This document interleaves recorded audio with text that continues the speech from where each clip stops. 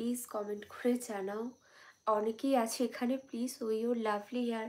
তো দেখো আমার হেয়ারটা কিন্তু খোলাই আছে, আর হেয়ারে আমি তেলও ইউজ করেছি। অনেক দিন ধরেই আমার হেয়ারে শ্যাম্পু ইউজ করা হচ্ছে না, তার কারণ একটু ঠান্ডা লেগে গিয়েছে, তো সেই কারণে। Like done, thank you like করার জন্য, thank you so much. Big fan of you lovely hair, thank you so much, thank you. কিছু মানুষের এতটাই প্রবলেম হচ্ছে, মানে কি আর বলবো, তাদের নাম উল্লেখ করে কি হবে, কোনো লাভ নেই। তো তাদের সাথে আমার কথাও হয় না ঠিকঠাক, আর চেনা পরিচিতদেরই মধ্যে, কিন্তু তারা আমার লাইভ দেখছে, দেখে অনেক কথা বলছে।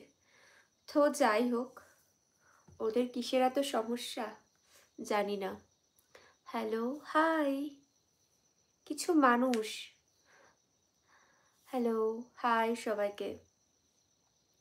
আমার ইউটিউব চ্যানেল, সেখান থেকে আমি ভিডিও বানাই, তো তাদের কেন এত সমস্যা? আমি তো তাদের নিয়ে কিচ্ছু বলছি না। আমি একটা বাড়ির কোনো অনুষ্ঠানে গেলাম, বিয়ে বাড়ি, একটা কোনো দুর্গা পুজো, একটা কিছু, সেখানের ভিডিও বানালাম, তারা সেই ভিডিওটাকে নিয়ে দেখছে আর হাসছে। তো এটা তো কোনো ফানি ভিডিও নয়।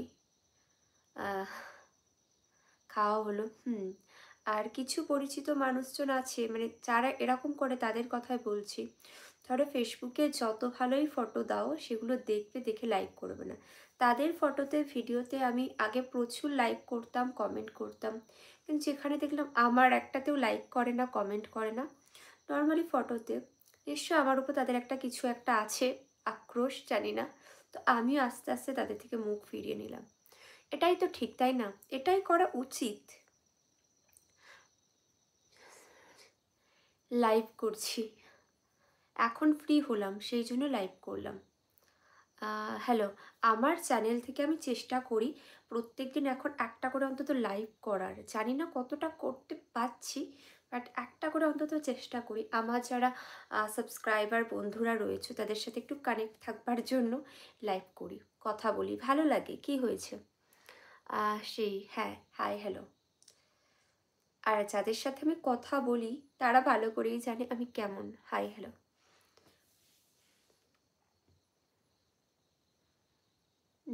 Thank you so much. মানুষের সাথে দুটো কথা, গল্প, তারপর নিজেদের কাজ নিয়ে ব্যস্ত হয়ে গেলাম। কাউকে নিয়ে কেন আমি খারাপ মন্তব্য করতে যাব? কোনো প্রশ্নই ওঠে না। জীবন একটাই সবার, নিজের মতন করে নিজের ভালো লাগা নিয়ে বেঁচে থাকাটাই সব থেকে বেটার হবে। কেমন আছো? খুব ভালো আছি, তুমি কেমন আছো? হাই।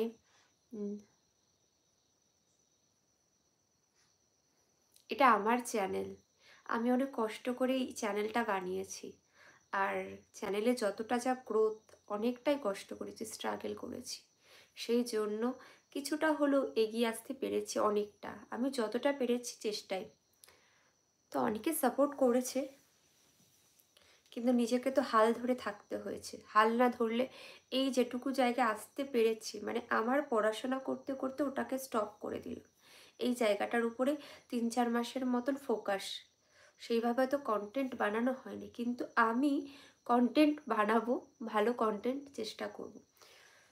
আর কিছুদিন বাদে, এখনও সামনে কিছু বড় কাজ আছে, সেগুলো হয়ে যাক, তারপর পুরোপুরি ফিল্ডে নেমে পড়ব।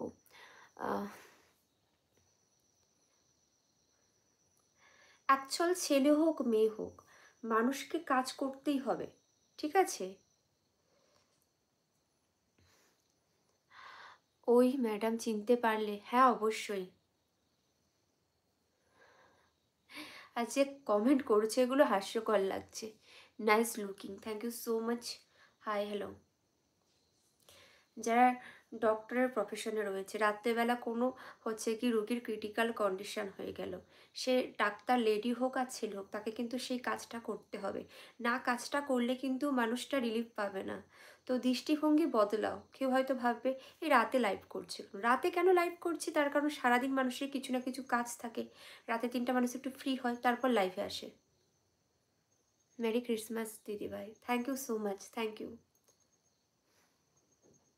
কাউকে কোনো মন্তব্য করলে কিন্তু একটু বুঝে শুনে করো, হুটহাট করে কিছু